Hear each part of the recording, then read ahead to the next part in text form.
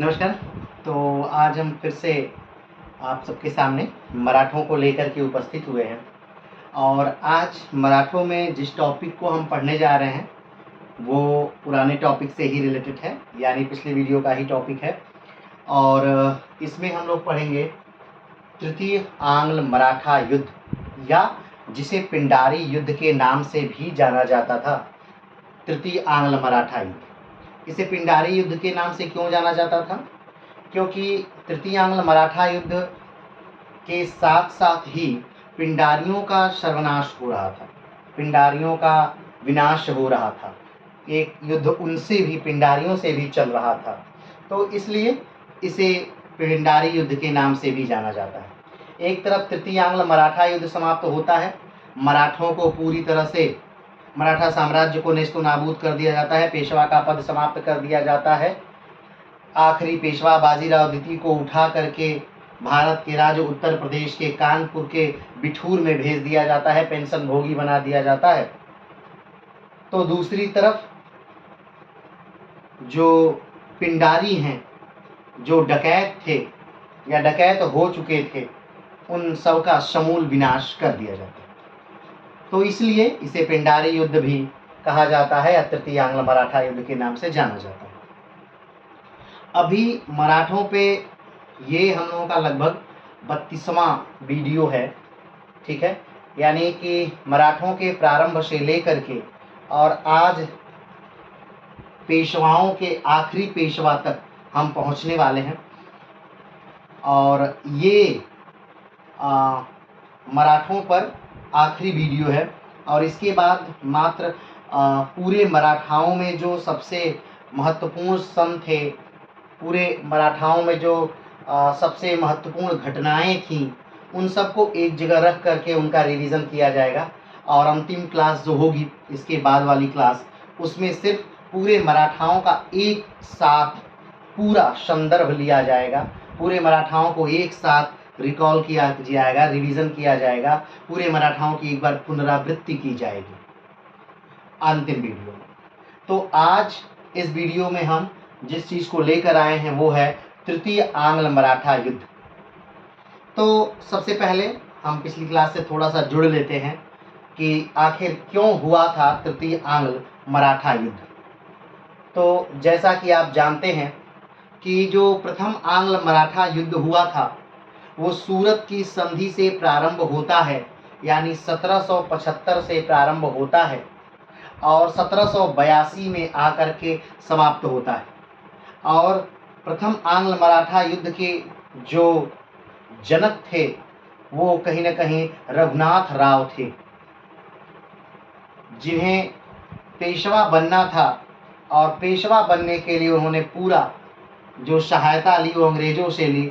और कहीं न कहीं, लेकिन उस समय चूँकि नाना फडणवीस, महादजी सिंधिया जैसे महान सेनापति मराठा साम्राज्य में थे, तो मराठाओं का कुछ नुकसान नहीं हो पाया और ना ही रघुनाथ राव दोबारा फिर पेशवा ही बन पाए।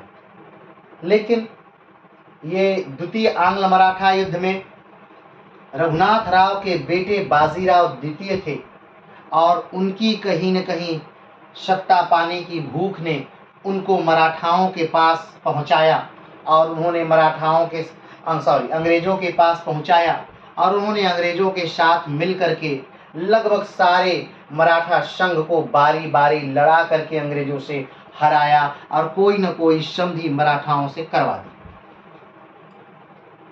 फिर समय आता है 1817 का।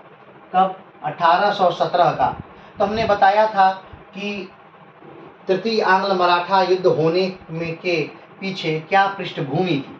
तो पृष्ठभूमि ये थी कि मराठा जब भी कोई युद्ध करते थे, प्रारंभ से ही मराठा जब भी कोई युद्ध करते थे, तो उस युद्ध में वो अपने साथ पिंडारियों को लेकर जाते थे। अब बात आती है कि पिंडारी कौन थे। तो पिंडारी हर समाज के थे, हर धर्म के थे, हर वर्ग के थे, हर कुल के थे। कुछ उच्च कुल के थे, कुछ निम्न कुल के थे, कुछ हिंदू थे, कुछ मुसलमान थे, अलग अलग वर्ग के थे, ठीक। तो कुछ ब्राह्मण थे, कुछ क्षत्रिय थे, कुछ वैश्य थे, कुछ शूद्र थे, सारे लोग कहीं ना कहीं पिंडारियों में शामिल थे। तो ये जो पिंडारी थे वो मराठाओं के साथ मिलकर लड़ते थे, और लेकिन मराठाओं के साथ ये मिलकर लड़ते तो थे, लेकिन मराठाओं से ये कुछ भी लेते नहीं थे, यानी कोई पैसा, कोई मूल्य मराठाओं से नहीं लेते थे। कारण इसका कारण ये थे कि जब भी मराठा कोई युद्ध जीतते थे तो ये उस जीत के बाद वहाँ लूट मचाते थे, या यूं कहें तो ये लूट का माल लेते थे। तो एक तरह से दोनों को फायदा था। मराठाओं को ये फायदा था कि उन्हें बिना पेय किए, बिना भुगतान किए, बिना पैसा दिए बहुत सारे सैनिक मिल जाने थे, और पिंडारियों को ये फायदा था कि मराठाओं की वजह से उन्हें एक बड़ा हिस्सा लूट का मिल जाता था। तो इस चीज से दोनों खुश थे। लेकिन जैसे जैसे भारत में मराठाओं की शक्ति घटती गई और अंग्रेजों की शक्ति बढ़ती गई, और कहीं न कहीं जब मराठों ने अंग्रेजों के साथ सहायक संधि सिग्नेचर कर दी। सहायक संधि का क्या था? सहायक संधि वो थी कि जिसमें अपनी सेना को, राज्य की जो अपनी सेना है उसे राजा भंग कर देगा, वो अपनी सेना नहीं रखेगा, और अंग्रेजों की सेना की एक टुकड़ी वो अपने पास रखेगा, और उसका पूरा खर्चा भी राजा ही देगा। अब सोचिए, लोकल राजा अंग्रेजों की सेना रखेगा और उसका पूरा खर्चा भी वो लोकल राजा ही देगा। अगर मान लीजिए किसी कारणवश वो अंग्रेजों के सेना का खर्चा नहीं दे पाता है तो उसके राज्य की कोई भूमि, कोई जागीर, कहीं की दीवानी अंग्रेज ले लेंगे। इस संधि, सहायक संधि के अनुसार जो राजा है वो किसी अन्य राजा से या खास तौर पे अपनी विदेश नीति स्वयं से नहीं चला सकता, विदेश नीति हमेशा अंग्रेज ही चलाएंगे।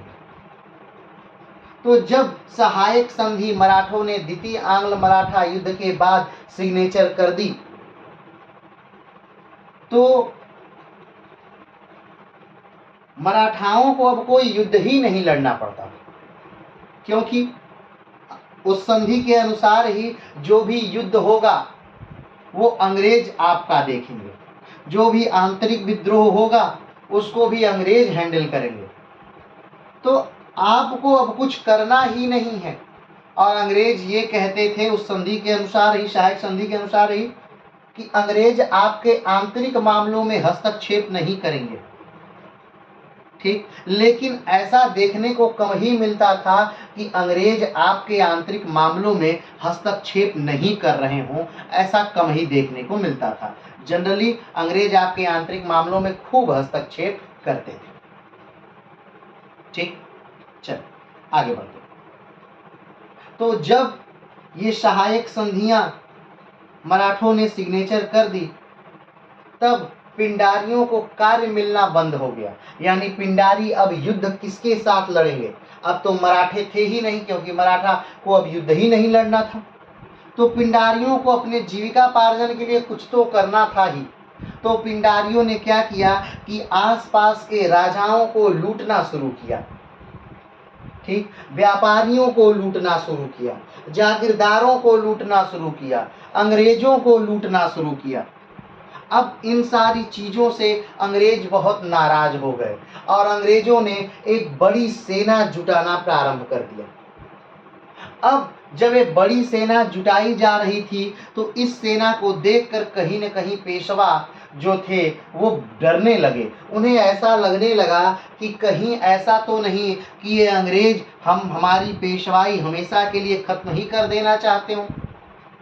तो इस बात से डर करके जो पेशवा थे, पेशवा ने भी अपनी शक्ति का विस्तार करना प्रारंभ कर दिया और पेशवा भी अपनी सेना बनाना प्रारंभ कर दिए। पेशवाओं ने अलग अलग संघ के, यानी मराठा संघ के नेताओं को पत्र लिखा और उनको अपने साथ मिलकर युद्ध करने के लिए बात करने लगे।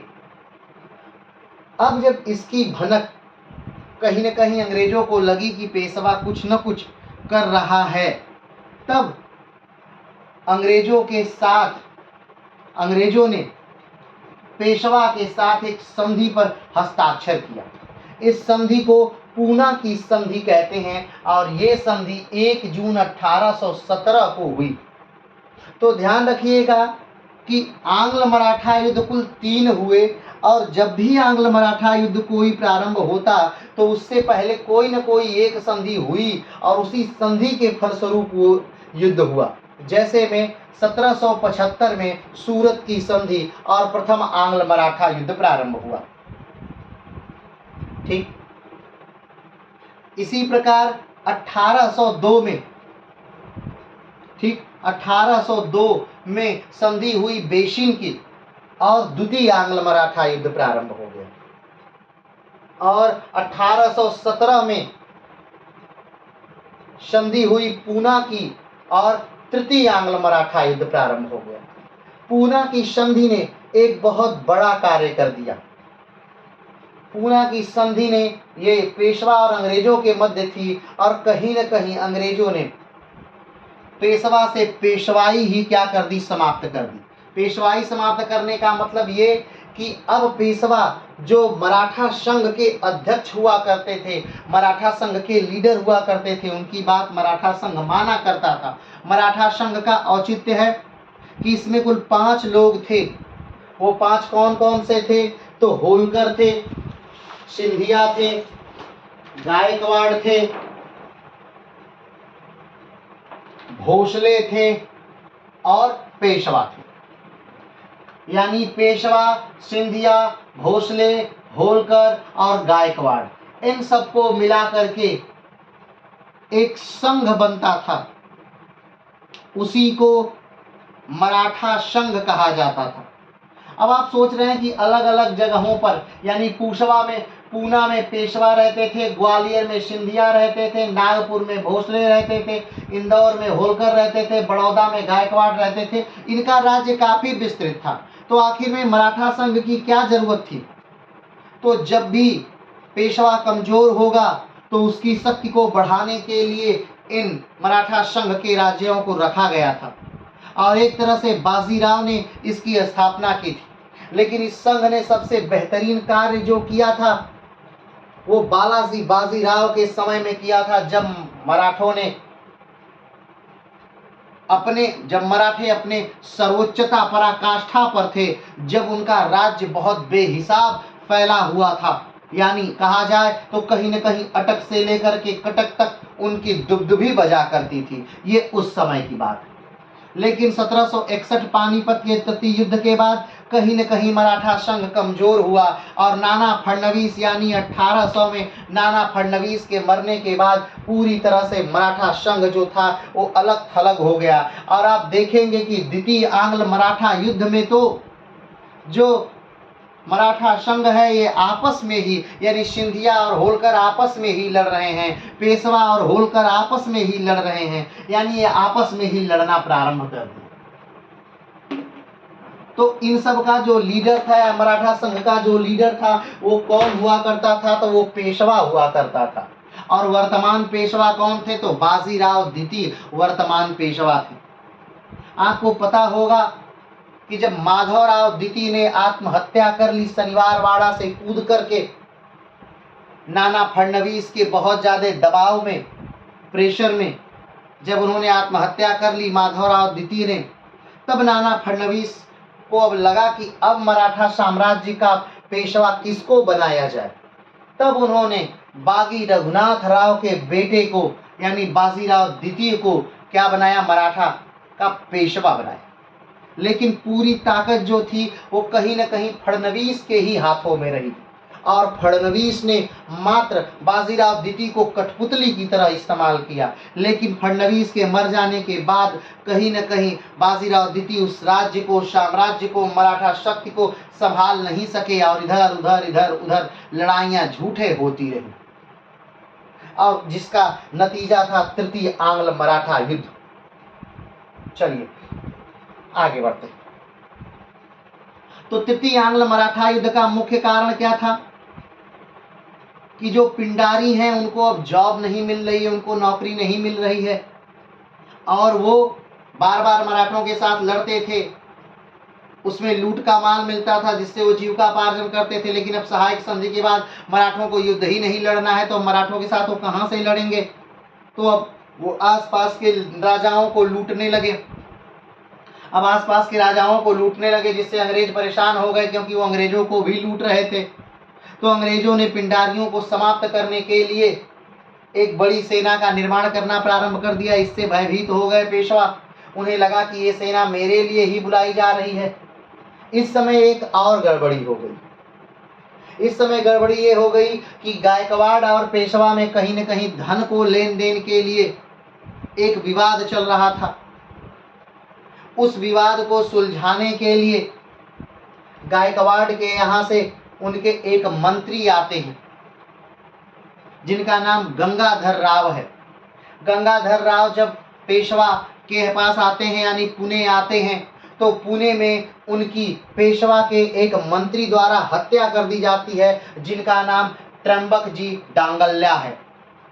अब त्र्यंबक जी ने मार दिया किसको, तो गंगाधर राव को त्र्यंबक जी ने मार दिया। अब ये बात कहीं न कहीं अंग्रेजों के पास पहुंच जाती है, क्योंकि गायकवाड़ जो हैं अंग्रेजों के बहुत करीबी हैं। तो अंग्रेज आते हैं पेशवा के पास और कहते हैं कि भाई साहब, आप त्र्यंबक जी को हमारे हवाले कर दीजिए। अब अंग्रेजों के दबाव में पेशवा त्र्यंबक जी को उनके हवाले तो करते हैं, लेकिन कहीं न कहीं त्र्यंबक जी को भगा देते। ये घटना भी कहीं न कहीं इस बातों से जुड़ी हुई थी। तृतीय आंग्ल मराठा युद्ध में कहीं न कहीं ये घटना भी एक कारक थी। तो आप समझ सकते हैं कि तृतीय आंग्ल मराठा युद्ध में अब गायकवाड़ जब अंग्रेजों के इतने करीब हैं, तो तृतीय आंग्ल मराठा युद्ध में वो भाग नहीं लेंगे। तो ऐसा ही हुआ, गायकवाड़ ने तृतीय आंग्ल मराठा युद्ध में भाग नहीं लिया। और तृतीय आंग्ल मराठा युद्ध में जब अंग्रेजों ने देखा कि उन्हें लगा कि कहीं न कहीं पेशवा कुछ चाल चल रहा है, कुछ खिचड़ी पका रहा है, दाल में कुछ काला है, तो उन्होंने पेशवा के साथ एक संधि कर ली, जिसे पुणे की संधि कही जाती है। और एक संधि 1 जून 1817 में पूना में हुई पेशवा और अंग्रेजों के बीच। अब पेशवा के साथ कौन कौन बचा, तो पेशवा के साथ होलकर बचे, भोसले बचे, सिंधिया बचे। ठीक, तो अब इनको लगा कि हाँ, अब चलिए, अब हम कम से कम 4 ही मिलकर के लड़ेंगे। लेकिन यहाँ भी एक गड़बड़ी हो गई। सिंधिया भी 1817 में पकड़ लिए गए, और सिंधिया के साथ भी अंग्रेजों ने एक समझौता कर लिया। और इस समझौते को या इस संधि को कहते हैं ग्वालियर की संधि। और ये होती है 5 नवंबर 1817 को। ये संधि किसके बीच होती है, सिंधिया और अंग्रेजों के बीच।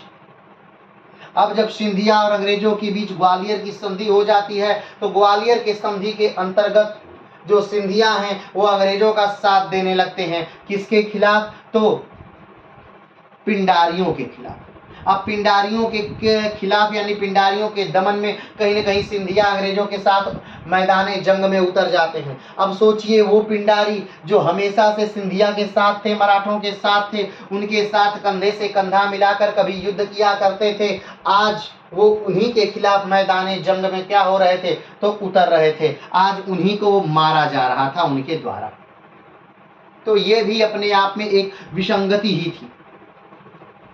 चलिए आगे बढ़ते हैं।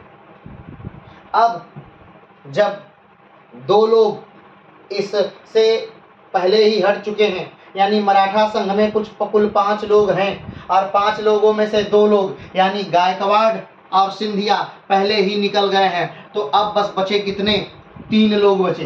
कितने बचे, 3 लोग बचे। कौन कौन बचा, तो बचे होलकर बचे, भोसले बचे, और बचे पेशवा। अब इन तीनों ने कहीं न कहीं एक संगठन बनाया और अंग्रेजों से युद्ध करने की ठान ली। तो अब यहाँ से तृतीय आंग्ल मराठा युद्ध का प्रारंभ होता है। और पेशवा ने तो तृतीय आंग्ल मराठा युद्ध का आगाज बड़े ही निराले अंदाज में किया। पेशवाओं ने ब्रिटिश रेजिडेंसी को पूना में क्या कर दिया, आग लगा दी। पेशवा ने क्या किया, ब्रिटिश रेजिडेंसी को पूना में आग लगा दी। और इस तरह नवंबर 1817 में तृतीय आंग्ल मराठा युद्ध प्रारंभ हो गया। पूना में क्या किया गया, पूना में जो ब्रिटिश रेजिडेंसी थी। अब आप सोच रहे होंगे पूना में ब्रिटिश रेजिडेंसी क्यों थी, क्योंकि पूना तो जो है वो पेशवाओं का घर था शुरू से, तो वहाँ ब्रिटिश रेजिडेंसी क्यों थी? तो आपको याद होगा कि द्वितीय आंग्ल मराठा युद्ध जब हुआ था तो उसके अंतर्गत हर मराठा सरदार के यहाँ, हर मराठा सरदार यानी हर मराठा पांचों के यहाँ, पांचों संघ में एक एक क्या रहेगी? ब्रिटिश रेजिडेंसी रहेगी, होलकर को छोड़कर, क्योंकि उनके साथ अभी ऐसा समझौता नहीं हुआ। ठीक, तो ब्रिटिश रेजिडेंसी जो पूना में बनी हुई थी, जो पेशवा के यहाँ पूना में बनी हुई थी, उसी रेजिडेंसी को पूना में क्या कर दिया गया? आग लगा दिया गया। और इसी आग लगाने के साथ ही क्या प्रारंभ हो गया? तो तृतीय आंग्ल मराठा युद्ध प्रारंभ हो गया। और ये घटना कब की है? तो नवंबर 1817 की, नवंबर 1817 की ये घटना है, जब तृतीय आंग्ल मराठा युद्ध का क्या होता है? प्रारंभ होता है। और पेशवा इस युद्ध का प्रारंभ करते हैं ब्रिटिश रेजिडेंसी पूना में आग लगा कर। चलिए आगे बढ़ते हैं। अगला है अप्पा राव भोसले ने भी नागपुर में ब्रिटिश रेजिडेंसी को आग लगाकर युद्ध का आगाज कर दिया। ठीक, भोसले कहाँ के रहने वाले हैं? भोसले नागपुर के हैं। और भोसले ने भी अपने यहाँ की जो ब्रिटिश रेजिडेंसी थी उसमें क्या कर दी? भोसले ने भी आग लगा दी। और इस तरह से भोसले ने भी तृतीय आंग्ल मराठा युद्ध का क्या कर दिया? आगाज कर दिया। ध्यान दीजिए, पेशवा ने पूना के ब्रिटिश रेजिडेंसी यानी रहने वाला स्थान, यानी पेशवा ने पूना के जो ब्रिटिश कैंप था, ब्रिटिश रेजिडेंसी थी, उसको आग लगा करके तृतीय आंग्ल मराठा युद्ध का आगाज किया। और अप्पा राव भोसले ने भी नागपुर की ब्रिटिश रेजिडेंसी को आग लगा करके तृतीय आंग्ल मराठा युद्ध का आगाज कर दिया। आगे बढ़ते हैं। पेशवा ने खड़की के ब्रिटिश कैंप पर हमला कर दिया, लेकिन पेशवा खड़की के युद्ध में हार गए और अंग्रेजों ने पुणे पर कब्जा कर लिया। एक अब गड़बड़ी हो गई। पेशवा ने क्या किया? खड़की में एक ब्रिटिश कैंप था, उस पर क्या किया? हमला किया। लेकिन इस युद्ध में पेशवा क्या हो गए? हार गए। खड़की के युद्ध में पेशवा हार गए और अंग्रेज जो थे उन्होंने पुणे पर क्या कर लिया? कब्जा कर लिया। यानी पेशवा के मूल लैंड पर, उनके वास्तविक घर पर ही क्या कर लिया? कब्जा कर लिया। किस युद्ध के बाद? तो खड़की के युद्ध के बाद। आगे बढ़ते हैं। भोसले और कंपनी का युद्ध सिलबट्टी में होता है, लेकिन सीलबद्दी में युद्ध में भोसले हार जाते हैं। ध्यान दीजिए, पेशवा खड़की के युद्ध में हार गए और भोसले सीलबल्दी के युद्ध में या सीलबल्टी के युद्ध में क्या होते हैं? हार जाते हैं। ठीक, आगे बढ़ते हैं। दिसंबर 1818 में, अब ध्यान दीजिए, हमने आपको बताया था कि 3 मराठा संघों ने इस तृतीय आंग्ल मराठा युद्ध में भाग लिया था। एक भोसले, दूसरा पेशवा, तीसरा कौन? होलकर।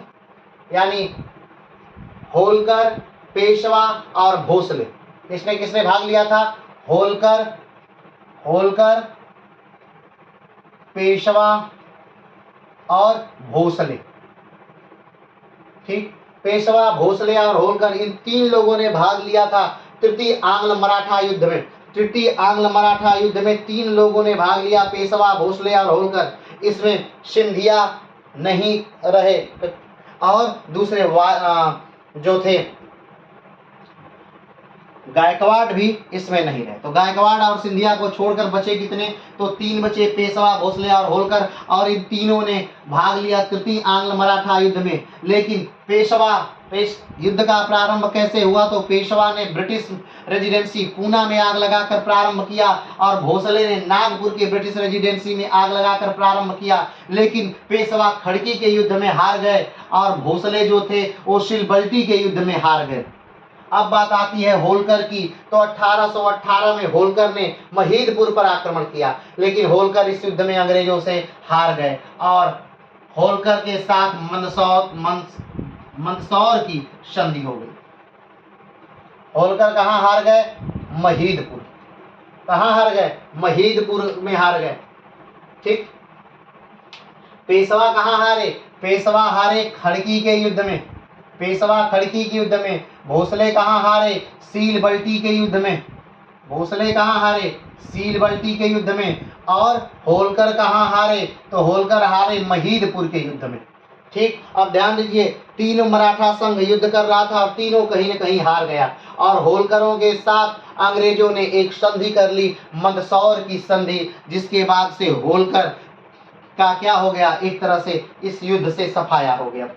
होलकर का क्या हो गया, सफाया हो गया।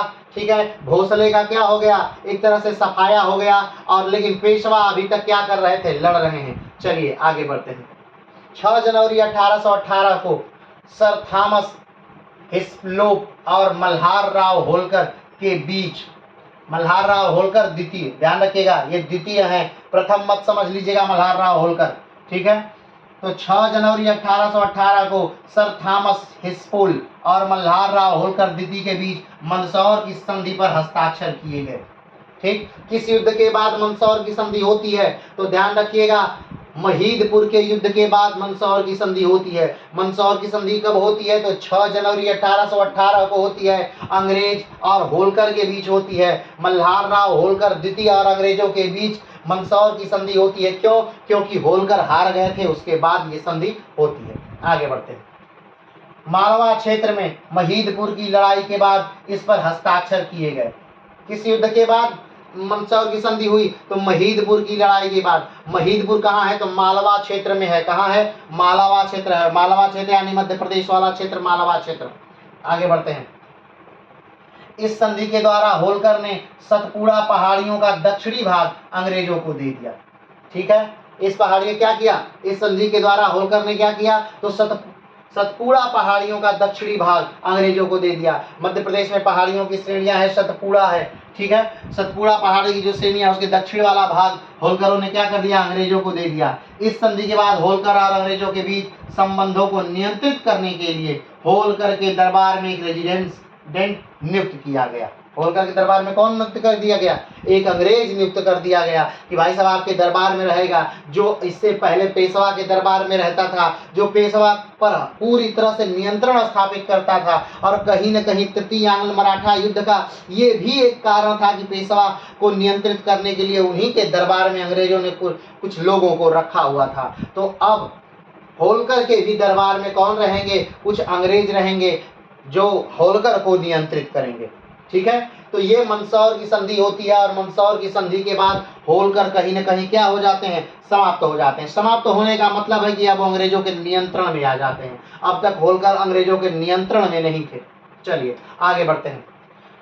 अब ध्यान रखिएगा, ये जो लड़ाई हम अभी पढ़ने जा रहे हैं यानी कोरेगांव की लड़ाई, कोरेगांव की लड़ाई जो है ये तृतीय आंग्ल मराठा युद्ध की आखिरी लड़ाई है। इसके बाद तृतीय आंग्ल मराठा युद्ध में कोई लड़ाई नहीं होगी, क्योंकि इसके बाद संधि हो जाएगी। क्योंकि ये कोरेगांव की जो लड़ाई है ये पेशवा से होगी, पेशवा और अंग्रेजों से। और अभी सिर्फ पेशवा ही लड़ रहे हैं। क्यों, क्योंकि होलकर से मंदसौर की संधि सिग्नेचर हो चुकी है और भोसले जो है सिलबल्टी के युद्ध में भी हार चुके हैं। तो अब भोसले और होलकर दोनों युद्ध से क्या हो गए, एक तरह से समाप्त हो गए। अब युद्ध को कौन चला रहा है, तो कहीं न कहीं पेशवा युद्ध को चला रहे हैं। ठीक है, पेशवा सहायता पहुंचा रहे हैं यहाँ वहाँ, यानी अब ये पर्सनल युद्ध जो हुआ था वो पेशवा का हो गया। चलिए आगे बढ़ते हैं। अब कोरेगांव की लड़ाई कैसे होती है, कहाँ होती है, क्या कि निर्णय होता है, क्या अनिर्णायक रहता है, इस पर थोड़ी सी बात करेंगे और देखेंगे कि ये जो तृतीय आंग्ल मराठा युद्ध की अंतिम लड़ाई है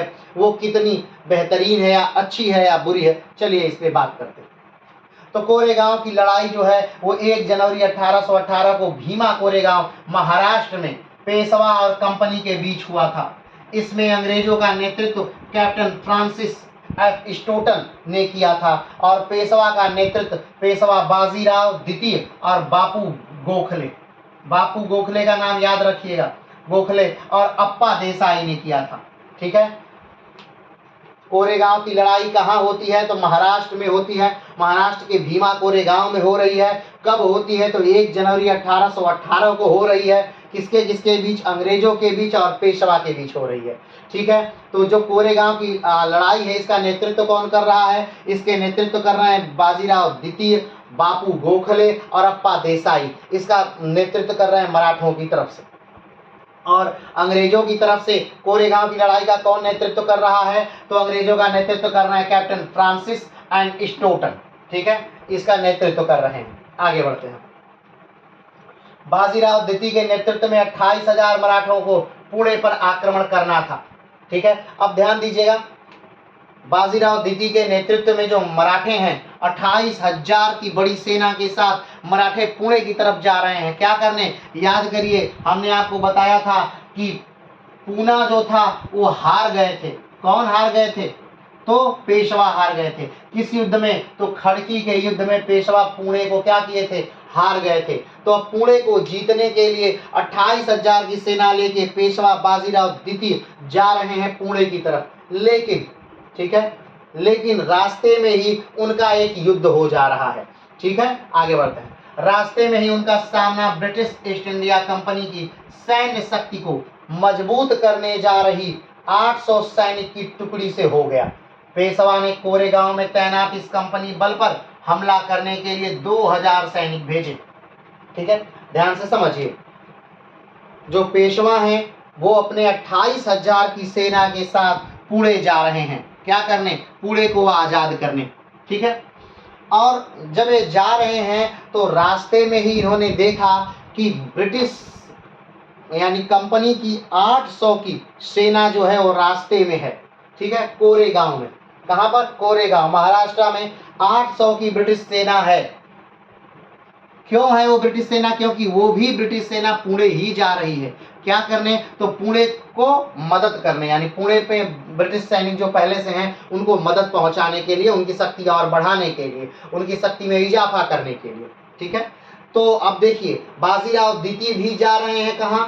पुणे की तरफ, पुणे को आजाद कराने के लिए। और ये 800 की ब्रिटिश फौज भी कहाँ जा रही है? पुणे की तरफ, पुणे को मजबूत बनाने के लिए। तो अब इन्होंने सोचा, बाजीराव द्वितीय ने सोचा कि भाई हम लोग पुणे ही जा रहे हैं और ये जो सेना है ये भी पुणे ही जा रही है, तो क्यों न इसको यहीं पर क्या कर दिया जाए? खत्म कर दिया जाए। ये 800 की सेना है, इसको क्या कर दिया जाए? खत्म कर दिया जाए। तो बाजीराव द्वितीय ने 2000 की अपनी सेना क्या कर दी? उस 800 की सेना को खत्म करने के लिए क्या कर दिया? भेज दिया। क्या कर दिया?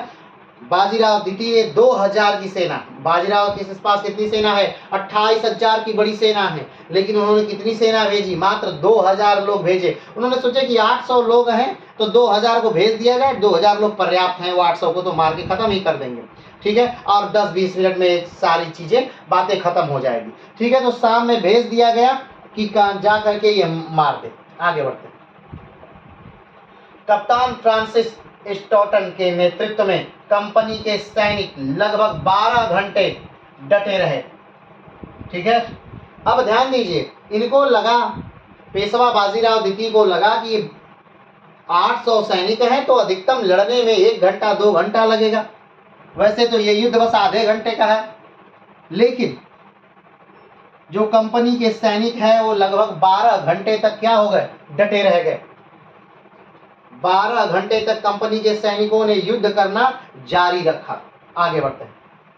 कंपनी के सैनिक लगभग 12 घंटे तक डटे रहे। अंततः जनरल जोसेफ स्मिथ की अगुवाई में एक बड़ी ब्रिटिश सेना के आगमन की संभावना के कारण मराठा दल पीछे हट गया। अब तब तक पता चलता है मराठों को, ध्यान दीजिएगा, मराठा सेना 2000 की मराठा सेना उस 800 की ब्रिटिश सेना से लड़ रही है, जो ब्रिटिश सेना पुणे जा रही थी पुणे को मजबूत करने के लिए, और ये 28,000 की मराठा सेना पुणे जा रही थी पुणे को आजाद कराने के लिए। रास्ते में ही कोरेगांव में दोनों मिल जाते हैं। तो ये बाजीराव द्वितीय सोचते हैं कि 800 की सेना को यहाँ पर खत्म कर दिया जाए, और उसको खत्म करने के लिए कोरेगांव में ये अपनी 2000 की सेना भेज देते हैं, मराठा सेना। लेकिन 12 घंटे तक वो मराठा सेना को वो सैनिक रोके रख जाते हैं। क्या करते हैं? रोक लेते हैं। और तब मराठाओं को पता चलता है कि Joseph Smith, general Joseph Smith एक बड़ी सेना लेकर क्या कर रहे हैं? आ रहे हैं। जब मराठाओं को पता चला कि एक बड़ी सेना लेकर आ रहे हैं तो मराठे क्या हो गए? पीछे हट गए। क्या हो गए? पीछे हट गए, यानी भाग लिए मराठे। मराठे क्या लिए? भाग लिए, मराठे हट गए। जनरल स्मिथ 3 जनवरी को कोरेगांव पहुंचे, लेकिन उस समय तक पेशवा क्षेत्र छोड़ चुके थे। जनरल स्मिथ कब आ रहे हैं? 3 जनवरी को कहां पहुंच जा रहे हैं? कोरेगांव पहुंच रहे हैं, लेकिन तब तक पेशवा क्या हो गए? पेशवा क्षेत्र छोड़ करके भाग गए। आगे बढ़ते हैं। जनरल पोइटकर के नेतृत्व में एक कंपनी बल ने पेशवा का पीछा किया। जिन्होंने मैसूर भागने की कोशिश की थी। अब ध्यान रखिए, अब एक जनरल ने पेशवा का पीछा करना शुरू कर दिया। ये पेशवा जा रहे थे पुणे को आजाद कराने, पुणे को आजाद कराने जा रहे थे, और इनके पीछे अब अंग्रेज सैनिक लग गए और ये भागने लगे। ये लड़ नहीं रहे हैं, ये भाग रहे हैं जान बचा करके, ठीक है, मैसूर की तरफ। आगे बढ़ते हैं। इस समय जनरल स्मिथ ने प्रताप सिंह की राजधानी सतारा पर कब्जा कर लिया। इस समय जनरल ने क्या किया? प्रताप सिंह की राजधानी सतारा पर कब्जा कर लिया। ठीक, प्रताप सिंह कौन है? तो प्रताप सिंह ये शिवाजी के वंशज हैं। प्रताप सिंह कौन है? शिवाजी के वंशज हैं, और उनकी राजधानी जो सतारा है, हमने आपको बताया था जब पहले पढ़ा रहे थे कि दो दल बैठ गया, एक कोल्हापुर का और दूसरा सतारा का। ठीक, तो ये अभी सतारा वाले अभी राज कर रहे हैं, तो इनकी जो राजधानी है सतारा, इस पर क्या कर लिया गया? कब्जा कर लिया गया। किसके द्वारा? जनरल स्मिथ ने किस पर कब्जा कर लिया? सतारा पर। ध्यान दीजिएगा, यही जो प्रताप सिंह है, ठीक है, ये जो प्रताप सिंह है, यही प्रताप सिंह जब पेशवा को, बाजीराव द्वितीय को हटा दिया जाएगा हमेशा हमेशा के लिए, तो इन्हीं प्रताप सिंह को क्या बना दिया जाएगा? छत्रपति बना दिया जाएगा। यानी बोल दिया जाएगा कि ये जो पेशवा थे, ये इन्होंने तो मराठाओं की शक्ति को छीना था, ये तो लालची थे, ये कहीं ना कहीं मराठाओं को नोचे थे, खसोटे थे, और उन्होंने उनका राज्य छीना था। एक्चुअल जो राज्य है, वास्तविक जो राज्य है, वो तो मराठों का था, और इन्हीं प्रताप सिंह को क्या बना दिया जाएगा? तो छत्रपति बना दिया जाएगा। यानी शिवाजी का वंशज दिखा करके, चूंकि ये शिवाजी के वंशज हैं भी कहीं ना कहीं, तो इनको शिवाजी का वंशज दिखा करके इनको राजा बना दिया जाएगा। पेशवाओं को पूरी तरह से हटाने के बाद, पेशवा शासन समाप्त करने के बाद, पेशवा पद समाप्त करने के बाद। ठीक है, ये घटना कब की है? तो 1818 की है, 1818-19 की है। चलिए आगे बढ़ते हैं। तो इस समय जनरल स्मिथ ने प्रताप सिंह की राजधानी सतारा पर कब्जा कर लिया, और कब्जा कर लिया। आगे बढ़ते हैं। स्मिथ ने 9 फरवरी 1818 को आस्ते में एक युद्ध में पेशवा को घेर लिया, और इसमें पेशवा के एक सेनापति बापूजी गोखले मारे गए। हमने बताया था बापूजी गोखले क्या हैं? उनकी सेना के नेतृत्व करता है। कौन कौन? पेशवा बाजीराव द्वितीय, बापू गोखले और अप्पा देसाई, ये 3 लोग सेना के नेतृत्व करता है। तो आस्तों में एक युद्ध होता है पेशवा और अंग्रेजों के बीच, और इसमें पेशवाओं के सेनापति बापूजी गोखले को क्या कर दिया गया? मार दिया गया। अब जब बापूजी गोखले को मारा गया, तो कहीं न कहीं बाजीराव द्वितीय जो हैं वो बड़े कमजोर पड़ने लगे। अब उन्हें लगा कि अब हमारा भी बचना संभव नहीं है, अब हमको भी अंग्रेज कहीं न कहीं क्या कर देंगे? पकड़ करके मार देंगे। चलिए आगे बढ़ते हैं।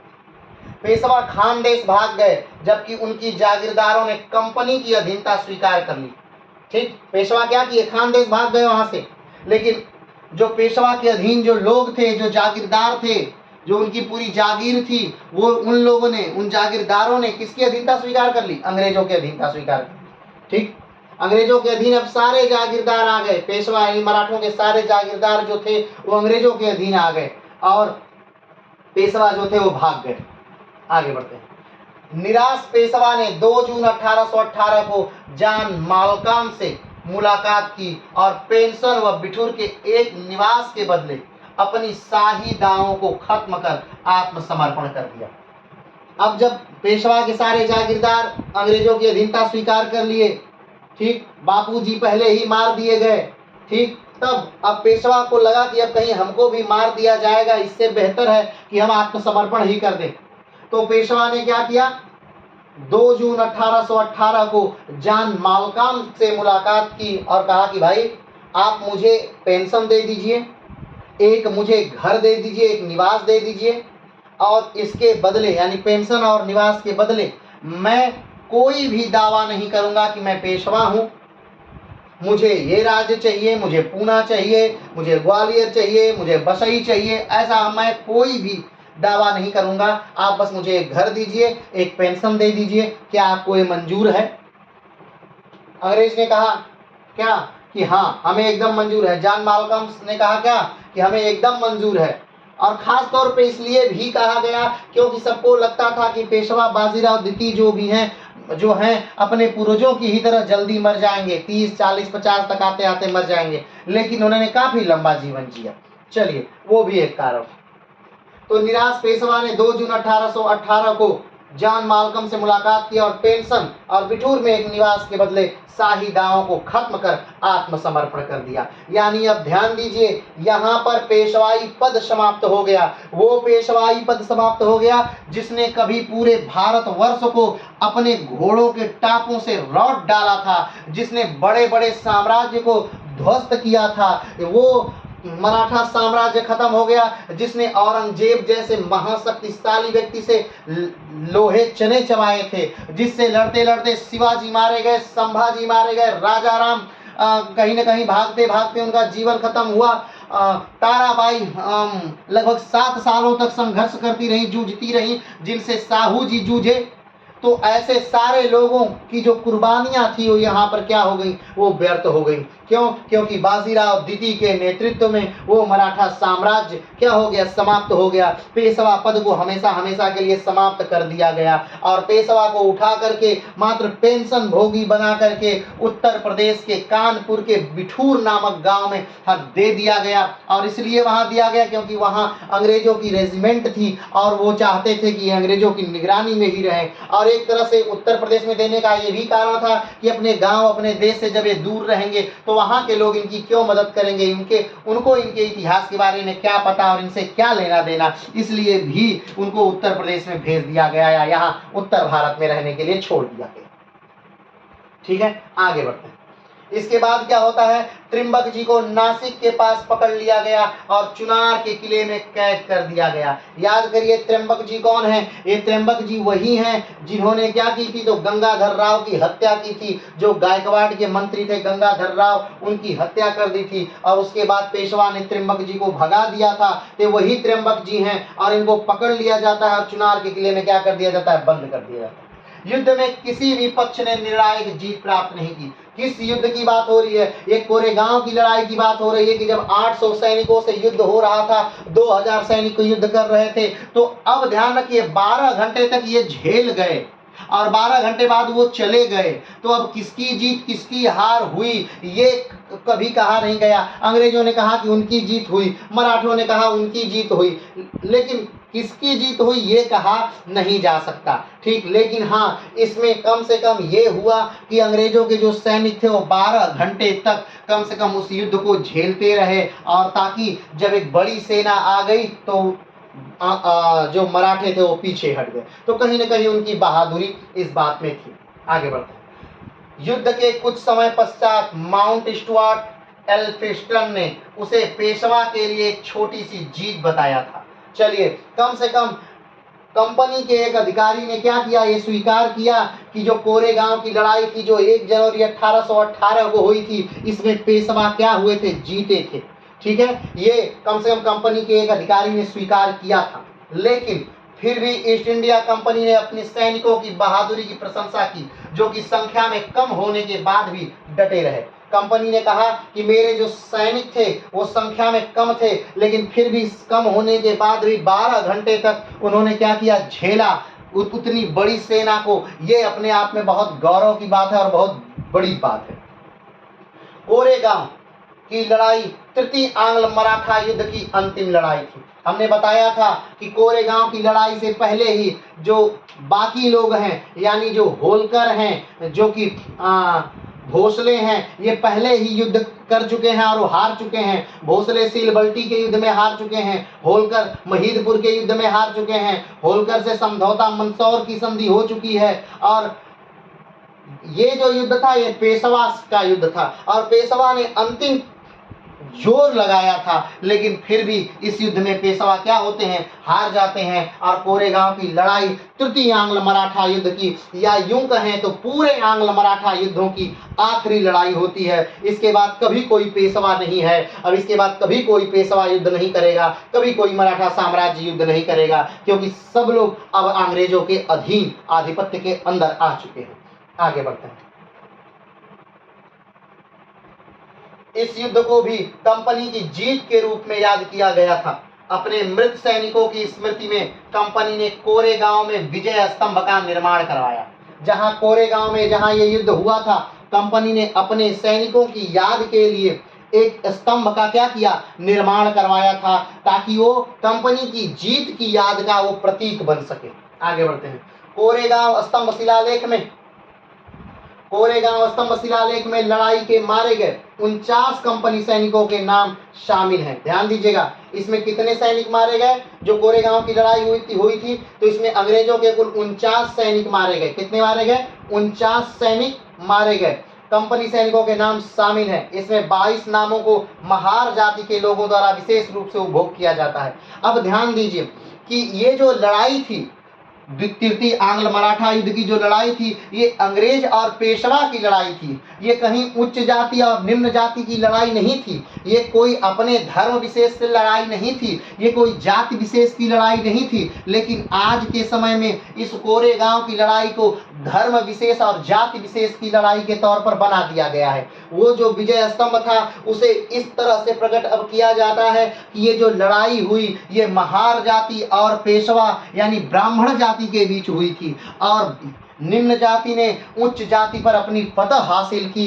इसका ये द्योतक हो गया। अब ध्यान दीजिए, मतलब हम किस हद तक गिरे हुए हैं कि हम अंग्रेजों के बनाए उस विजय स्तंभ को अपने ऊपर लेकर के उच्च जाति और निम्न जाति के युद्ध में इसे क्या कर देते हैं? तब्दील कर देते हैं। और आज उस स्तंभ को महार जाति के रूप में विशेष मान्यता दी जाती है और ये दिखा करके कि एक छोटी निम्न जाति के लोगों ने मराठाओं को, महान जाति के लोगों को यानी पेशवाओं को, ब्राह्मण जाति के लोगों को युद्ध में हराया था। ये इस बात का आज द्योतक मान लिया गया है, क्योंकि इसमें जो लोग मरे थे 49 कंपनी के सैनिक जो मरे थे उसमें से 22 लोग जो थे वो महार जाति से थे यानी निम्न जाति से थे। तो ये युद्ध को उन्होंने क्या मान लिया? निम्न और उच्च जाति का युद्ध मान करके आज वहां निम्न जाति के लोग आस्था से, बड़े आस्था से माथा टिकाते हैं। और ये देखकर नहीं कि हम यहाँ अंग्रेजों की तरफ से लड़े या अंग्रेजों से लड़े, ऐसा कुछ उद्देश्य से नहीं, बल्कि इस उद्देश्य से कि हमने यहाँ उच्च जाति के लोगों को हराया, उनको मारा, इस बात से गौरवान्वित थे। चलिए आगे बढ़ते हैं। कोरेगांव शिलालेख में लड़ाई में मारे गए आगे बढ़ते हैं। हालांकि यह स्तंभ ब्रिटिश द्वारा अपनी शक्ति के प्रतीक के रूप में बनाया गया था। आज यह महारों के स्मारक के रूप में कार्य करता है। ठीक है, ये शक्ति के रूप में बनाया गया था। किसके? कि ब्रिटिश शक्ति के रूप में, कि ब्रिटिशों के 49 सैनिकों ने 2000 सैनिकों को किस प्रकार से रोक लिया। जो 49 सैनिक मरे थे, 800 सैनिकों में से 49 सैनिक ब्रिटिशों के मरे थे, तो किस प्रकार से इन्होंने बहादुरी दिखाई। ये ब्रिटिश सैनिक हैं, किस प्रकार से ये बहादुर हैं, किस प्रकार से अनुशासित हैं, किस प्रकार से प्रशिक्षित हैं कि ये 2000 सैनिकों को रोक लेते हैं। ये उस रूप में अब याद नहीं किया जाता, बल्कि इस रूप में याद किया जाता है कि जो 22 लोग थे उसमें 49 में से 22 वो महार जाति से थे और महार के निम्न जाति के लोग उच्च जाति के लोगों को लड़े और उनको पीछे ढकेल दिया, उनको मार दिया और वीर गति प्राप्त की। चलिए आगे बढ़ते हैं। वर्तमान में इस युद्ध को निम्न जाति वाले महारों की उच्च जाति वाले पेशवाओं पर जीत के रूप में पेश किया जा रहा है। कोरेगांव की लड़ाई के बाद बाजीराव को उत्तर प्रदेश के कानपुर में एक छोटे से गांव बिठूर भेज दिया गया। हमने जब बताया ही कि इस युद्ध के बाद यानी कोरेगांव की लड़ाई के बाद, कोरेगांव की लड़ाई में ही एक तरह से कहीं न कहीं जो बाजीराव द्वितीय थे उन्होंने अंग्रेजों के सामने आत्मसमर्पण कर दिया और पेंशन और एक घर के बदले उन्होंने कहा कि मैं अब कोई भी अपनी राजनैतिक इच्छा प्रकट नहीं करूंगा। और अंग्रेजों ने उस बात को स्वीकार कर लिया और इनको उठा करके कानपुर भेज दिया गया। इनके समाज से दूर, इनके जाति से दूर, इनके धर्म से दूर, इनके क्षेत्र से दूर, मराठवाड़ा से दूर, हमेशा हमेशा के लिए। ठीक, चूंकि इनका कोई अपना पुत्र भी नहीं था। इनका जो एक दत्तक पुत्र था नाना साहब द्वितीय थे, जो कि 1857 के युद्ध में काफी बड़ी भूमिका निभाएंगे और वो कानपुर से विद्रोह का नेतृत्व करेंगे। और क्यों करेंगे? क्योंकि उनको अंग्रेजों ने पेंशन देने से इनकार कर दिया, क्योंकि अंग्रेजों ने कहा कि आप तो बाजीराव द्वितीय के पुत्र ही नहीं है, उन्होंने तो आपको गोद लिया था, तो अगर आप उनके पुत्र होते तो हम आपको पेंशन देते, अगर आप उनके पुत्र नहीं है तो हम आपको पेंशन किस बात की दें। इसलिए उन्होंने इनको पेंशन देने से मना कर दिया। इसलिए इन्होंने 1857 में कानपुर से विद्रोह का नेतृत्व किया और अंग्रेजों के खिलाफ लड़े थे। चलिए आगे बढ़ते हैं।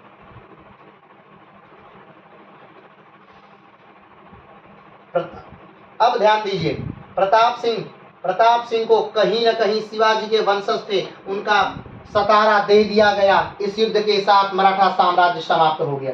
जो प्रताप सिंह थे उनको क्या कर दिया गया? सतारा वाला राज्य दे दिया गया। जो सतारा वाला राज्य अंग्रेजों द्वारा जीता गया था, ठीक, वो क्या कर दिया गया? सतारा दे दिया गया प्रताप सिंह को और कह दिया गया कि देखिए ये पेशवाओं ने मराठाओं पर कब्जा किया था, उनकी भूमि को हड़पा था, उनके राज्य को हड़पा था, और हम मराठाओं को पुनः स्थापित कर रहे हैं प्रताप सिंह के तौर पर। और कहीं ना कहीं प्रताप सिंह को उनका राज्य दे करके शिवाजी का वंश वहां पर क्या कर दिया गया, चला दिया गया अंग्रेजों द्वारा। तो ये देखिए किस प्रकार की कुटिलता है, किस प्रकार की ये कुटिल नीति का यहाँ प्रयोग अंग्रेज कर रहे हैं। आगे बढ़ते हैं।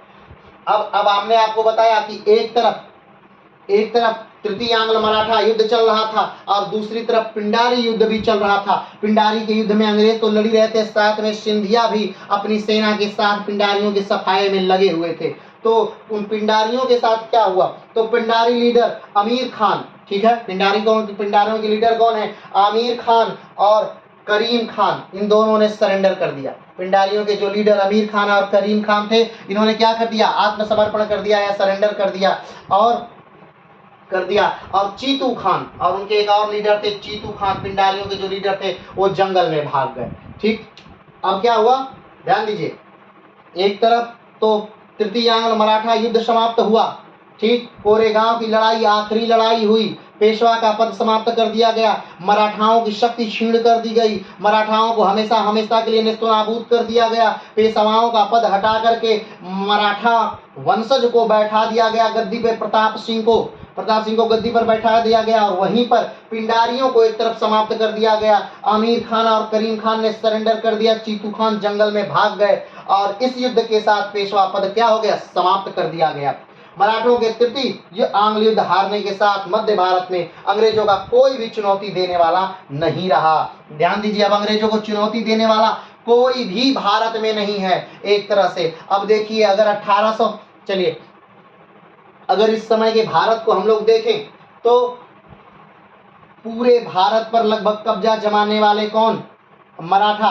अब उनकी पूरी शक्ति अंग्रेजों के पास, मैसूर की पूरी शक्ति अब अंग्रेजों के पास, राजपूतों से लगभग 20 तक 1820-23 तक क्या हो जाती है, पूरी संधि हो जाती है, सहायक संधि, यानी राजपूत पूरी तरह से अंग्रेजों की झोली में, दिल्ली वाला पूरा क्षेत्र अंग्रेजों की झोली में। यानी अब पूरे भारत में कौन बचा है, तो मात्र गोरखा और सिख बचे हैं। इनको छोड़कर अब पूरे भारत में अंग्रेजों के सामने अब कोई नहीं बचा है। दक्षिण पूरा अंग्रेजों का, पूरा तटवर्ती राज्य जो था वो अंग्रेजों का, बस मात्र थोड़ा सा गुजरात में एक जगह बची हुई थी, बाकी सब राज्य जो थे अंग्रेजों के हो गए थे। पूरा तटवर्ती राज्य तो एकदम सपाट अंग्रेजों का हो चुका था। ठीक है, तो आप देख रहे हैं कि पूरा बक्सर और प्लासी के युद्ध के बाद पूरा बंगाल इनका, ठीक, और अभी तृतीय आंग्ल मराठा युद्ध के बाद ये पूरा मराठवाड़ा इनका, और चतुर्थ आंग्ल मैसूर युद्ध के बाद 1799 पूरा मैसूर वाला क्षेत्र इनका, ठीक, दिल्ली वाला पूरा क्षेत्र इनका, रोहिलखंड वाला पूरा क्षेत्र इनका।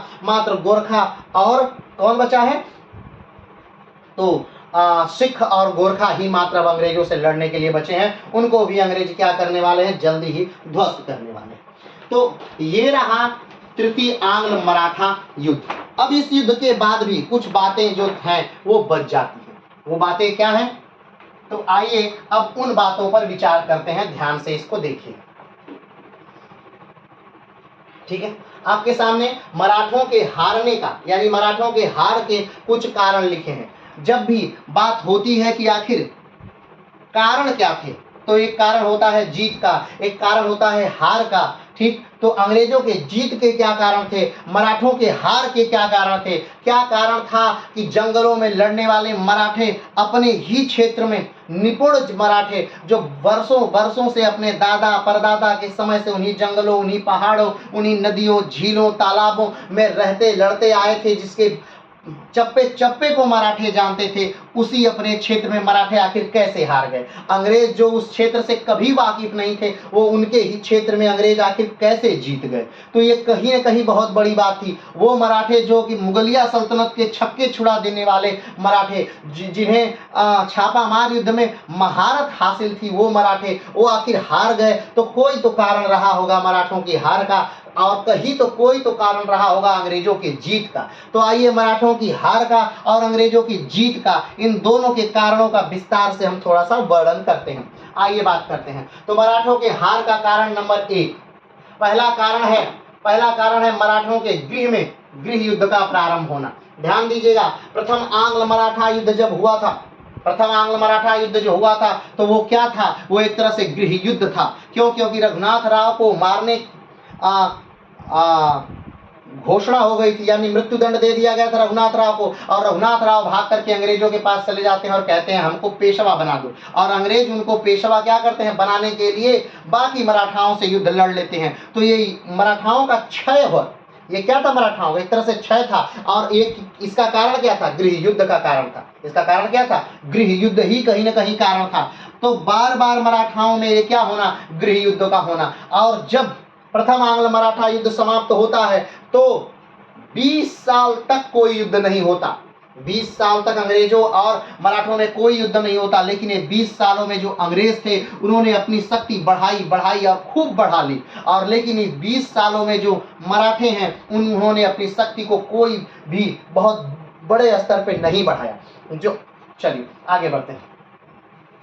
तो मराठों के गृह युद्ध का होना, किसी बेहतरीन नेतृत्व की कमी। अंग्रेजों के पास जो थे वो बेहतरीन नेतृत्व थे। अगर देखा जाए कि प्रथम आंग्ल मराठा युद्ध में तो उसमें कहीं न कहीं अंग्रेजों के मराठों के पास एक बेहतरीन नेतृत्व था, जिसकी वजह से प्रथम आंग्ल मराठा युद्ध में मराठे हारे नहीं। एक तरफ मराठे कहीं जीत रहे हैं तो कहीं अंग्रेज जीत रहे हैं, कहीं मराठे जीत रहे हैं कहीं अंग्रेज जीत रहे हैं। याद करिएगा कि मराठों ने अंग्रेजों से बहुत एक तरफा संधि कर ली थी, और जिसके कारण जो बंगाल का गवर्नर है वो बहुत गुस्सा होकर के 3 सैनिक टुकड़ियां भेजता है, और उसके बाद अंग्रेज कुछ जीतना शुरू करते हैं। लेकिन फिर मराठे जब यहाँ पे त्रिगुट बनाना शुरू करते हैं, यानी मैसूर से और निजाम से संधि करना शुरू करते हैं, तो फिर से अंग्रेज बैकफुट पर आकर के अंग्रेजों को संधि करना पड़ता है। और प्रथम आंग्ल मराठा युद्ध में अगर देखा जाए कि अंग्रेज कुछ जीते तो नहीं, अंग्रेज कुछ जीत नहीं पाए थे ज्यादातर। अगर देखा जाए तो कुछ जीत, हाँ बस जीत के नाम पर इतना जीते थे कि मराठा उनका साथ देंगे, बस यही जीत लगभग उनकी हुई थी, और कोई उनकी जीत नहीं हुई थी। ठीक, लेकिन द्वितीय आंग्ल मराठा युद्ध में कोई जो था वो अब योद्धा ही नहीं बचे थे, क्योंकि सब लगभग लोग क्या हो चुके थे, मर चुके थे। और मात्र अपनी गद्दी पाने के लिए ही बाजीराव द्वितीय ने पूरे मराठा संघ के सारे राजाओं को अंग्रेजों से क्या कर दिया, हरवा दिया, और सबके साथ कोई न कोई अंग्रेजों ने क्या कर ली, संधि स्थापित कर दी।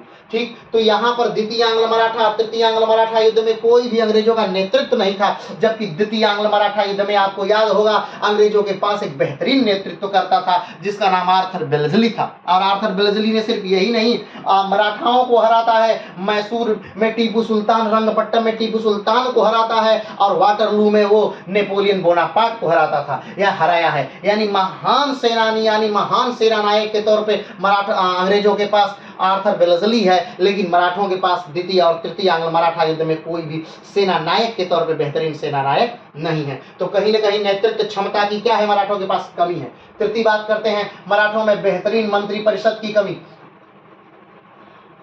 मराठों में कोई मंत्री परिषद नहीं है, लेकिन अंग्रेजों में क्या है, बेहतरीन मंत्री परिषद है। जब एक बात होती है और उस बातों पर कई लोग अपनी राय रखते हैं, अपनी विचार व्यक्त करते हैं, तो वो बात और परिष्कृत होकर निकलती है। लेकिन मराठों में अब ऐसी बातें नहीं रह गई थी। अब एक के आदमी को कोई बातें नहीं काट रहा था, चाहे तो चाटुकार भरे थे और चाहे तो डरपोक। चलिए आगे बढ़ते हैं। आधुनिक हथियारों की कमी होना, जिस प्रकार से धीरे धीरे अंग्रेज क्या करने लगे थे, तो अपने सैनिकों के पास आधुनिक हथियार, तोड़ने वाली बंदूकें, आधुनिक हथियार धीरे धीरे प्रयोग में ला रहे थे। वो धीरे धीरे युद्ध करते जा रहे थे और जीतते जा रहे थे। वो जैसे जैसे युद्ध में उन्हें अलग अलग तरह की जरूरतें हो रही थी, उसके हिसाब से हथियारों का डेवलप हो रहा था, हथियार बन रहे थे। लेकिन आज भी मराठे जो थे वो पुरानी पद्धति पर ही, वो छापामार युद्ध पर ही क्या हुए थे, टिके हुए थे। और ये कहीं ना कहीं अब कारगर नहीं थी। आज के समय में ये कारगर युद्ध नहीं था, जहां पर जो अंग्रेज हैं वो छोटी छोटे तोपों का प्रयोग करना सीख लिए थे। ऊंटों पर बांध कर छोटी छोटी तोपों को अब मूवेबल तोप का प्रयोग कर रहे थे। वहीं अभी इनके पास पुरानी सड़ी गली तोपें ही थी, बंदूकों के नाम पर सड़ी गली बंदूकें ही थी। तो आधुनिकता के मामले में अंग्रेज कहीं न कहीं मराठों से काफी ज्यादा आगे थे, और मराठे आधुनिक हथियारों के मामले से अंग्रेजों से बहुत ज्यादा पीछे थे। तो ये भी एक कारण था मराठों के हारने और अंग्रेजों के जीतने का। आगे बढ़ते हैं। सैनिकों में अनुशासन की कमी। हमने बताया था कि मराठों के साथ कौन लड़ता था, तो मराठों के साथ पिंडारी लड़ते थे जो मराठों से पैसे नहीं लेते थे। अब सोचिए एक आदमी जो बिना पैसों के मराठे के साथ लड़ रहा है, मात्र किस चीज पर, ताकि जब हम जीते तो उसके बाद हम लूट करेंगे और लूट का धन हम लेंगे। तो सोचिए उनमें कहाँ अनुशासन है। यहाँ पर एक आदमी पूरे 1000 सेना को नियंत्रित कर सकता था। एक कमांड पर सारे लोग गोली चलाएंगे, एक कमांड पर सारे लोग बंदूक तानेंगे और फायर करेंगे। यहाँ पर ऐसी कोई बात नहीं थी, चाहे कहीं भी कोई जा रहा है, कहीं भी कोई लड़ रहा है, कहीं कोई मार रहा है, क्योंकि यहाँ अनुशासन नाम की कोई चीज ही नहीं थी। क्योंकि आधे से ज्यादा जो सैनिक थे वो तो भाड़े के टट्टू थे, यानी कि एक तरह से उनका कोई वेतन फिक्स नहीं था। और जिनका वेतन भी फिक्स था, जिन भारतीय सैनिकों का वेतन फिक्स भी था, तो कई महीनों से उनका वेतन मिला नहीं था, तो वो असंतुष्ट थे। और यहाँ पर अंग्रेजी सैनिक जो हैं वो वेतन पा करके क्या है, असंतुष्ट हैं। तो यहाँ दो संतुष्ट और असंतुष्ट सेनाओं में भी युद्ध था। तो ये भी एक कहीं क्या थी, कहीं न कहीं गड़बड़ी थी और हार का एक कारण।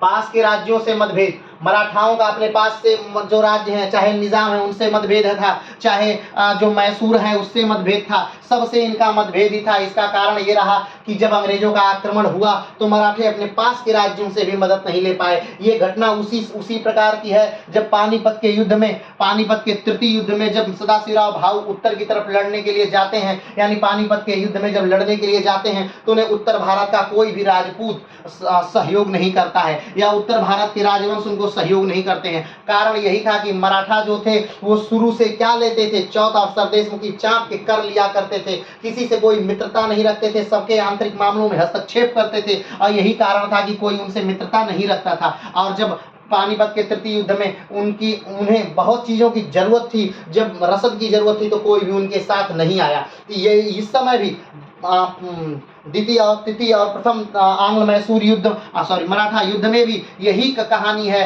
कि इनका जो इनके पड़ोसी राज्य हैं, चाहे वो निजाम हो, चाहे वो हैदर अली हो, चाहे वो टीपू सुल्तान हो, इनसे इनका क्या है, बैर है। और इनसे इनका बैर है तो ये इनका साथ नहीं दे रहे हैं। तो ये भी एक क्या है, हार का कारण है। अगर सोचिए ये सारे राज्य एक साथ मिलकर के अंग्रेजों से लड़ लेते तो क्या होता, सारे अंग्रेज नष्ट हो जाते। अब सोचिए एक, अभी तो मान लीजिए अंग्रेज कहीं ना कहीं ताकतवर हो गए थे, लेकिन एक बात और एक दृष्टि को याद करिए, समय था 1757 का, समय था 1757 का, युद्ध हो रहा था कौन सा, प्लासी का, ठीक है, कहां पर, बंगाल में। और उस समय भारत की सबसे ताकतवर सेना कौन थी, मराठे थी। और अगर उस समय निजाम जो नवाब, बंगाल के नवाब है, अगर बंगाल का नवाब का व्यवहार अगर सही रहा होता मराठों के साथ, या मराठों का व्यवहार सही रहा होता बंगाल के नवाब के साथ, तो क्या होता, वो उनकी सहायता लेते और कहीं न कहीं मराठों की एक टुकड़ी उस प्लासी के युद्ध को तहस नहस करने के लिए काफी थी। क्योंकि जो क्लाइव थे उनके पास मात्र 300 की टुकड़ी की सेना थी, मात्र 300 टुकड़ी की सेना के साथ वो लड़ने के लिए आए थे। तो सोचिए मराठों का एक सरदार ही पूरे अंग्रेजों को खत्म करने के लिए भारत से काफी था। क्योंकि वो याद करिए वो सन 1757-58, उस समय मराठे सबसे ज्यादा शक्तिशाली शासक के तौर पे थे। वो यहाँ से दक्षिण भारत से उत्तर भारत में लड़ने के लिए जाते थे और दिल्ली, कंधार और पंजाब, मुल्तान, कटक जैसे क्षेत्रों को क्या कर रहे थे, वो जीत रहे थे। तो सोचिए वो कितने बड़े ताकतवर थे। अगर उनकी एक टुकड़ी भी अगर बंगाल में आकर के अंग्रेजों पर टूट पड़ती तो अंग्रेजों को भागने की जगह नहीं मिलती, लेकिन ऐसा नहीं हुआ। 1757 में प्लासी का युद्ध हुआ और नवाब हारे। 1764 में बक्सर का युद्ध हुआ और फिर से तीनों संयुक्त सेनाएं हारी। ठीक है, चलिए आगे बढ़ते हैं। खुद को सर्वश्रेष्ठ समझकर दूसरों को समझौता ना करना। मराठे अपने आप को क्या समझ रहे थे, बहुत ज्यादा 30 बार खा समझते थे। वो अपने सामने किसी को भी टिकने नहीं देते थे, ना ही किसी से ढंग से बात करना, ना ही किसी के साथ मित्रवत व्यवहार करना। और वो अंग्रेजों को या किसी को भी अपने से बहुत ही कमतर मानते थे। ये भी हार का क्या था, एक कारण था। एक साधारण सी बात होती है इतिहास में कि कभी भी अपने दुश्मन को कमजोर नहीं मानना चाहिए, लेकिन यहाँ मराठों ने वो गलती की, अपने दुश्मन को कमजोर समझकर, और अंग्रेजों ने इसका भरपूर फायदा उठाया। चलिए आगे बढ़ते हैं। राजनीतिक रणनीति का अभाव। यहाँ पर कोई रणनीति नहीं बनी थी, यानी यहाँ से आक्रमण है, यहाँ से तुम आक्रमण करना, यहाँ से हम, ऐसी कोई रणनीतियां नहीं बन रही थी। बस पूरा मराठा संघ कहीं न कहीं चाहा जो जिसका जो मन करे वो कर रहा था। आगे बढ़ते हैं। अंग्रेजों को मराठों से कमजोर समझा गया। तो ये कारण है मराठों के हारने के। ये मराठों के हारने के जो मुख्य कारण थे वो यही थे कि अंग्रेजों के हथियार मराठों से अच्छे थे। ठीक, अब बात करते हैं कि आखिर क्या कारण थे अंग्रेजों के जीतने के, ईस्ट इंडिया कंपनी के जीत का क्या कारण था, उस कारण पर क्या कर लेते हैं, थोड़ी सी बात कर लेते हैं। ठीक, तो सबसे पहली बात, लोकल राजाओं की सहायता लेना। अंग्रेज क्या करते थे, हमेशा अगर कोई राजा से वो युद्ध कर रहा है तो उसके पास वाले राजा से वो हमेशा सहायता ले लेते थे, ताकि उसके पास वाले राजा जो हैं उनके सैनिक मिल जाएंगे। अब जैसे याद करिएगा, उत्तर से नवाब की सेना लेकर के आकर के हरा दिया गया मराठों को। ठीक है, उत्तर यानी अवध के नवाब की सेना लेकर के आके मराठों को क्या कर दिया गया, हरा दिया गया। तो यहाँ पर हमेशा जो मराठे जो अंग्रेज थे वो अपनी सेना पे तो विश्वास करते थे या नहीं करते थे वो अलग विषय है, वो जिस राज्य से लड़ रहे हैं उसके आसपास के राज्यों से वो हमेशा सहायता लेते थे, और जिसकी वजह से वो उनकी कमियों को, उनकी चीज़ों को, लड़ने की चाल को, हर चीज़ को बाकायदे जान लेते थे, और ये भी उनकी जीत का एक बड़ा कारण था। ठीक है, आगे बढ़ते हैं। युद्ध में आधुनिक हथियारों का होना। अंग्रेजों के साथ जीत का सबसे बड़ा कारण ये भी था कि उनके पास एक आधुनिक हथियारों का बेड़ा था, यानी जब भी कोई लड़ाई होती है और उसमें आधुनिक हथियार हैं तो बहुत ज़्यादा फायदेमंद है। अब सोचिए, कोई दूर से तलवार लेकर के घुमाते हुए चिल्लाते हुए आ रहा है, और यहाँ दूर खड़े ही बस बंदूक की एक बस घोड़ा दबा देने से वो क्या हो जाए, वहीं ढेर हो जाए। तो ये क्या है, ये आधुनिकता का ही कमाल है कि पास आना ही नहीं हुआ, अब वो कितना बलशाली है, कितना शक्तिशाली है, वहीं पर ढेर हो गया। और यहाँ पर जब तक 10 लोग दौड़ के आएंगे तब तक 10 गोलियां आराम से चलाई जा सकती हैं और मारा जा सकता है। तो ये आधुनिक हथियारों का इस्तेमाल भी अंग्रेजों ने बेहतरीन ढंग से किया, जो उनकी जीत का एक कारण था। आगे बढ़ते हैं। आधुनिक प्रशिक्षित सैनिकों का होना।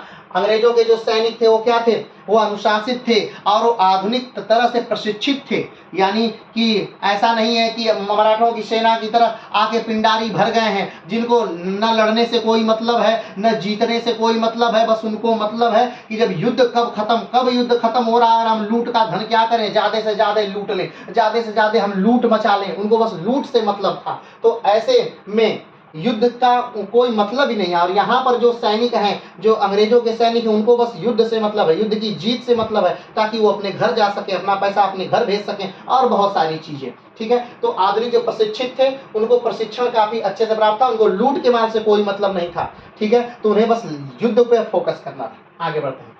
2 लोगों में फूट डालकर दोनों का प्रयोग करना। हमेशा यही किया गया अंग्रेजों द्वारा कि जो 2 पास के राजा हैं, इनसे उनको लड़वा दो, उनसे उनको लड़वा दो, उनकी कमियां इनको दिखा दो, इनकी कमियां उनको दिखा दो, उनको लालच इनका दे दो, इनको लालच उनका दे दो, और दोनों को आपस में क्या कर दो, लड़ा दो। और जब दोनों कमजोर हो जाएं तो दोनों के राज्यों को क्या करो, जीत लो। ये अंग्रेजों ने शुरू से किया था। आगे बढ़ते हैं। देसी भाषाओं को अपनाना। अंग्रेजों ने क्या किया कि युद्ध के क्षेत्र में जो देसी भाषाएं थी उसको सीखी, उसको सीखने से ताकि वो व्यवहार में आ सके, उसे जान सकें और लोकलिटी में वो भूल सके, इसलिए उन्होंने देसी भाषाओं का भी प्रयोग सीखा मात्र युद्ध करने के लिए। चलिए आगे बढ़ते हैं। भौगोलिक अध्ययन करना। अंग्रेज युद्ध करने से पहले एक मैप बनाते थे, और जो मैप उनके लिए बहुत ही कारगर सिद्ध होता था। उस मैप से वो ये पता लगा लेते थे कि कितनी दूर तक जंगल है, कहाँ पर नदी है, कहाँ पर घाटी है, कहाँ पर खाई है, कहाँ पर युद्ध किया जा सकता है, कहाँ पर उनको घेरा जा सकता है, कहाँ पर मारा जा सकता था। और ये मानचित्र जो है था उनके लिए एक बहुत महत्वपूर्ण योगदान दिया युद्ध में जीतने के लिए, और इसका भरपूर प्रयोग किया था आर्थर वेलेस्ली ने। चलिए आगे बढ़ते हैं। युद्ध की नीति का पहले से बनाना। अंग्रेज युद्ध की नीति बहुत पहले से बनाते थे और उस पर फॉलो भी करते थे अक्षरशः, ये उनकी जीत का एक और कारण था। अगला बात करते हैं। युद्ध का मानचित्र बनाया गया। आगे बात करते हैं। लोकल व्यक्तियों की मदद ली गई, जो आम जनजीवन है उनको सहायता दे करके, उनको पैसा दे करके, उनको खुश करके उनसे जानकारी ले लेना, उनकी मदद ले लेना, ये भी अंग्रेजों के लिए क्या रहा, एक महत्वपूर्ण सौदा रहा। आगे बढ़ते हैं। गुप्तचर का बड़ी संख्या में प्रयोग। अंग्रेज बड़ी संख्या में वहीं के लोकल लोगों को गुप्तचर के रूप में प्रयोग करते थे और उनको एक निश्चित मोटी रकम देते थे। इससे क्या हुआ कि जो लोकल लोग होते हैं उनको आपस की सारी बातें पता होती हैं, और उनकी वजह से अंग्रेजों को सारी बातें क्या चल रही थी, पता चल रही थी, कारण कि वो इसके लिए ज़्यादा बड़ी मुद्रा खर्चा कर रहे थे। तो ये सारे कारण थे ईस्ट इंडिया कंपनी के जीत के, और ये सारे कारण थे मराठों के हार के। क्या कारण थे ये हमने दोनों जगहों पे बता दिए। चलिए आगे बढ़ते हैं कि 1823 का भारत क्या था। ठीक है। 1823 का भारत क्या था, तो आइए 1823 के भारत को हम थोड़ा सा क्या करते हैं, देख लेते हैं कि 1823 यानी 1820 के बाद भारत में क्या चीजें कैसे हो रही थी। आपको याद होगा कि 1757-58 का भारत हमने आपको दिखाया था। तो ये उड़ीसा वाला पूरा भाग, ये पूरा भाग, ये पूरा भाग, ये पूरा भाग, ये पूरा भाग और ये वाला पूरा भाग जो था वो मराठों के कब्जे में था। लेकिन ध्यान दीजिएगा ये 1757 की ये 1757-58 की घटना है। लेकिन अब वही थोड़े समय बाद ही मात्र 1820 में ये नक्शा पूरी तरह से क्या हो गया, बदल गया। अब ये बंगाल का जो पूरा भाग था ये किसके कब्जे में आ गया था, बंगाल, बिहार, झारखंड, पश्चिम बंगाल, उड़ीसा, ये पूरा भाग किसके कब्जे में था, तो ये अंग्रेजों के कब्जे में था। ठीक, क्योंकि प्लासी का युद्ध और बक्सर का युद्ध हो चुका था। ठीक, तो ये अंग्रेजों के कब्जे में था। उसके बाद ये जो कर्नाटक वाला भाग है, मैसूर वाला पूरा भाग है, ये भी अंग्रेजों के कब्जे में हो चुका था। क्यों, क्योंकि इस समय तक चतुर्थ आंग्ल मैसूर युद्ध जो था वो समाप्त हो चुका था। टीपू सुल्तान मर चुके थे 1799 तक। तो पूरा ये हैदर अली और टीपू सुल्तान वाला पूरा भाग अंग्रेजों का हो चुका था। ठीक है, 1823 तक मराठा जो थे वो तृतीय आंग्ल मराठा युद्ध भी समाप्त हो चुका था। कब, 1818 में। ठीक, 1818 में तृतीय आंग्ल मराठा युद्ध भी समाप्त हो चुका था। तो ये जो मध्य भारत का पूरा एरिया है ये किसका हो चुका था, तो ये अंग्रेजों का हो चुका था। इसके बाद अगर बात करें तो 1820 तक ये जो पूरे राजपूत रजवाड़े हैं, ये पूरा जो राजपूत रजवाड़ों का क्षेत्र है, ये क्षेत्र भी क्या ये क्षेत्र के सारे राजपूतों ने क्या कर लिया, तो मराठों के साथ सहायक संधि पर हस्ताक्षर कर लिया। ठीक, और सहायक संधि पर हस्ताक्षर करते हुए ये जो पूरा क्षेत्र था ये भी किसका हो गया, तो कहीं ना कहीं अंग्रेजों का हो गया था। तो अब आप ध्यान दीजिए कि पूरे भारत में अंग्रेजों का टक्कर देने के लिए कहाँ कोई बचा है, मराठे पूरे भारत में से लगभग अब समाप्त हो गए। हैदर अली, टीपू सुल्तान खत्म हो गए, बंगाल के नवाब पूरी तरह समाप्त हो गए, यहाँ अवध के जो नवाब थे इन्होंने सहायक संधि सिग्नेचर कर ली, ये समाप्त हो गए।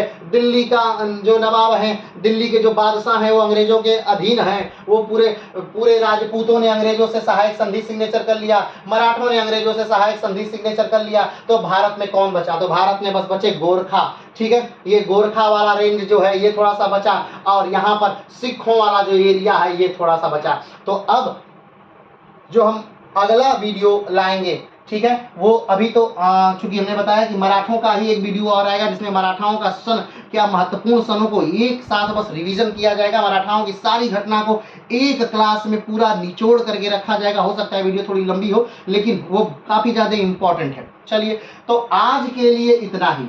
अब एक तरह से आपने देखा कि पूरे भारत पर मराठाओं का क्या हो गया, अंग्रेजों का क्या हो गया, तो कब्जा हो गया। पूरे भारत पर अंग्रेजों का कब्जा हो गया। वो भारत जिस पर कभी मराठाओं का शासन था और उससे पहले, जिससे पहले पूरे मुगलों का शासन था, उससे पहले खिलजियों का शासन था, उससे पहले कभी वर्धन वंश का शासन था, कभी गुप्त वंश का शासन था, कभी मौर्य वंश का शासन था, उस भारतवर्ष पर अब पूरी तरह से किसका कब्जा है, तो अंग्रेजों का कब्जा है। 1757 की घटना बीत चुकी है और अब हम लोग आ चुके हैं कहाँ, आधुनिक युग में। तो अब से जो हम इतिहास पढ़ेंगे वो आधुनिक युग का इतिहास पढ़ेंगे और अब हम लोग जो नए राज्य को शुरू करेंगे यानी मैसूर के वीडियो, मराठा के वीडियो के बाद वो हम शुरू करेंगे बंगाल का नवाब। किसको शुरू करेंगे, तो बंगाल का नवाब, यानी क्षेत्रीय शक्तियों का उदय, एक तरह से उस चैप्टर का नाम होगा और उस चैप्टर को हम शुरू करेंगे क्षेत्रीय शक्तियों का उदय। तो आज के लिए इतना ही, फिर मिलेंगे एक नए वीडियो में, तब तक के लिए नमस्कार, धन्यवाद, जय हिंद।